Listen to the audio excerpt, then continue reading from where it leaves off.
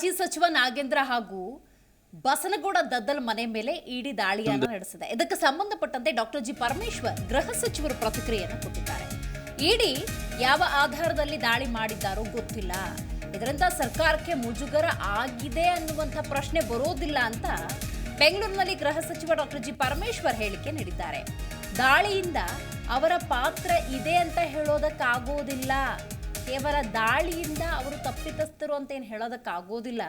ಹಾಗಾಗಿ ಇದರಿಂದ ಸರ್ಕಾರಕ್ಕೆ ಮುಜುಗರ ಆಗಿದೆ ಅನ್ನುವಂಥ ಪ್ರಶ್ನೆ ಬರೋದಿಲ್ಲ ಅಂತ ಹೇಳಿದ್ದಾರೆ.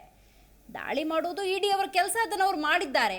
ದಾಳಿ ಬಗ್ಗೆ ಇಡಿ ಆಗಲಿ CBI ಆಗಲಿ ಸರ್ಕಾರಕ್ಕೆ ತಿಳಿಸೋದಿಲ್ಲ, ಅದರ ಬಗ್ಗೆ ನಾನೇನು ಪ್ರತಿಕ್ರಿಯೆ ಕೊಡೋದಿಲ್ಲ ಅಂತ ಪರಮೇಶ್ವರ್ ಹೇಳಿದ್ದಾರೆ.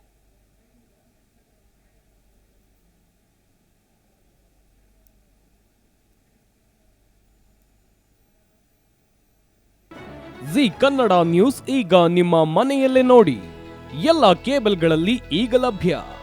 ಸನ್ Direct 292, Jio TV 1334, U digital 162, city cable 51, GTPL 17, Abhishek cables 821, Rockline telecommunication 51, Shri Basaveshwara number 60, Vinayaka digital number 53, in digital number 896ರಲ್ಲಿ.